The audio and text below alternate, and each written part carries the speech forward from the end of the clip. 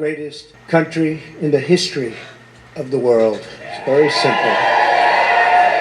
There has never been anything like it. This great movement of ours, never been anything like it, and perhaps there will never be anything like it again. There's never been anything to compete with what we have all done. Ladies and gentlemen, distinguished guests, and my fellow citizens, America's comeback starts right now.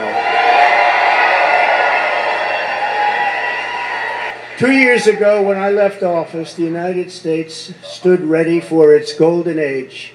Our nation was at the pinnacle of power, prosperity, and prestige, towering above all rivals, vanquishing all enemies, and striding into the future, confident and so strong. In 4 short years, everybody was doing great. Men, women, African Americans, Asian Americans, Hispanic Americans, everybody was thriving like never before. There was never a time like this. We turned the page on decades of globalist sellouts and one-sided trade deals, lifted millions out of poverty, and together we built the greatest economy in the history of the world. At our shores, I took decisive action and saved lives and the U.S. economy. And by October of the same year, America was roaring back with the #1 fastest economic recovery ever recorded. How about that? All of the incoming administration and all they had to do was just sit back and watch. Inflation was non-existent. Our southern border was by far the strongest ever. And because the border was so tight, drugs were coming into our country at the lowest level in many, many years. Importantly, after decades of rising energy costs, the United States had finally attained the impossible dream of American energy independence, which soon would have turned into energy dominance. For the first time in memory, China was reeling and back on its heels. You've never seen that before, because the United States was outdoing them on every single front, and China was paying billions and billions of dollars in taxes and tariffs. The farmers know that because they got 28 billion of it. No president had ever sought or received $1 for our country from China until I came along, and we were getting hundreds of billions of dollars. Many people think that because of this, China played a very active role in the 2020 election. Just saying, just saying. Sure, that didn't happen. Instead of jobs and factories leaving America for China, they were for the first time ever leaving China for America.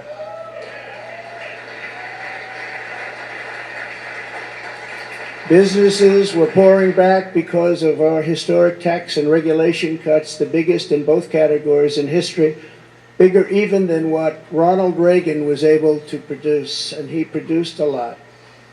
China, Russia, Iran, and North Korea were in check. They respected the United States, and quite honestly, they respected me. I knew them well.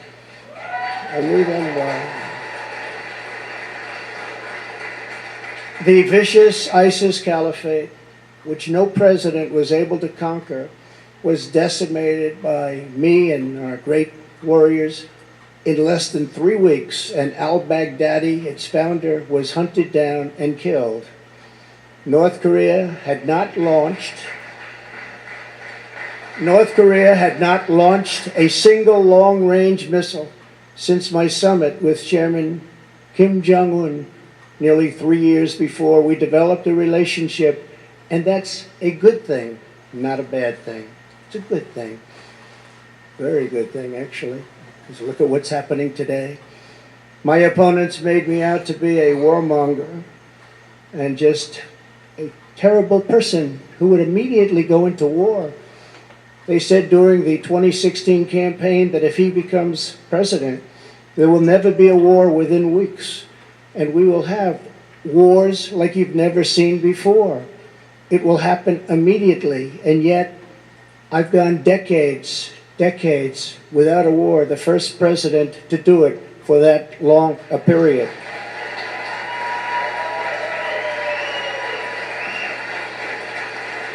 The world was at peace, America was prospering, and our country was on track for an amazing future, because I made big promises to the American people, and unlike other presidents, I kept my promises. I kept them.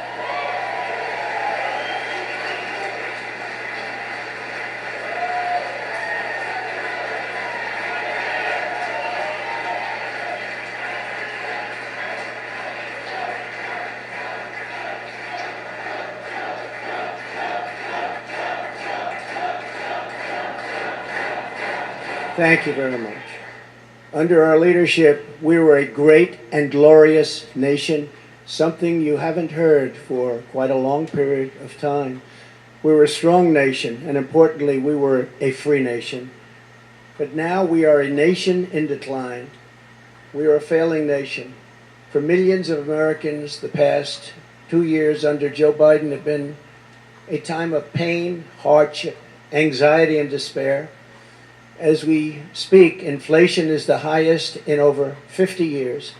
Gas prices have reached the highest levels in history and expect them to go much higher now that the strategic national reserves, which I filled up, have been virtually drained in order to keep gasoline prices lower just prior to the election. Joe Biden has intentionally surrendered our energy independence. There is no longer even a thought of dominance, and we are now begging for energy help from foreign nations, many of whom find us detestable. Our southern border has been erased, and our country is being invaded by millions and millions of unknown people, many of whom are entering for a very bad and sinister reason. And you know what that reason is. We will be paying a big price for this invasion into our country for years to come. Hundreds of thousands of pounds of deadly drugs, including very lethal fentanyl, are flooding across the now open and totally porous southern border. The blood-soaked streets of our once great cities are cesspools of violent crimes, which are being watched all over the world as leadership of other countries explain that this is what America and democracy is really all about. How sad. The United States has been humiliated and weakened for all to see. The disasters in Afghanistan, perhaps the most embarrassing moment in the history of our country, where we lost lives, left Americans behind, and surrendered $85 billion worth of the finest military equipment anywhere in the world.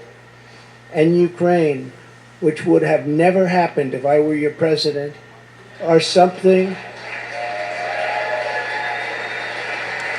Combined forces of the establishment, the media, the special interests, the globalists, the Marxist radicals, the woke corporations, the weaponized power of the federal government, the colossal political machines, the tidal wave of dark money, and the most dangerous domestic censorship system ever created by man or woman, the most dangerous system we've ever had. We will be attacked, we will be slandered, we will be persecuted just as I have been. I mean, I have been, but many people in this room have been.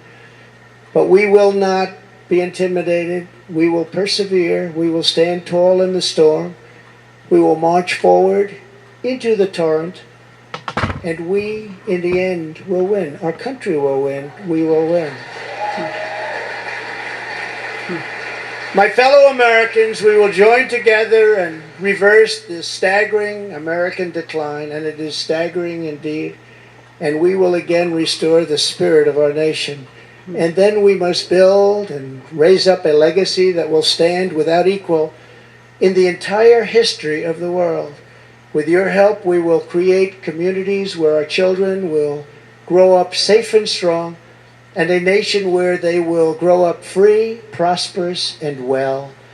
We will reestablish the principles of hard work and merit and end the scourge of homelessness that is plaguing our beleaguered Democrat-run cities. We will heal our divisions and bring our people back together through incredible success.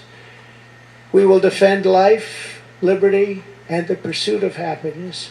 We will expand the frontiers of human knowledge and extend the horizons of human achievement. And we will plant our beautiful American flag very soon on the surface of Mars, which I got started. But we need everyone involved. We need everyone's help. We need to look out for one another. We need to be friends. And we need every patriot on board.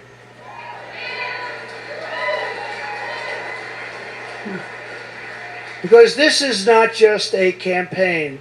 This is a quest to save our country. Talking about saving our country.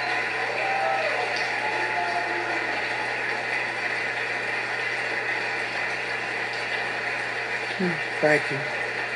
Thank you very much. Thank you very much. I am asking for your vote. I am asking for your support. And I am asking for your friendship and your prayers of this very incredible but dangerous journey. If our movement remains united and confident, then we will shatter the forces of tyranny and we will unleash the glories of liberty for ourselves and for our children and for generations yet to come. America's golden age is just ahead. And together we will make America powerful again. We will make America wealthy again.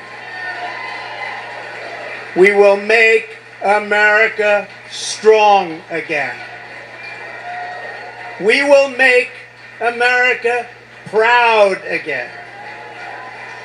We will make America safe again. We will make America glorious again. And we will make America great again. Thank you very much. God bless you all. Thank you. Thank you.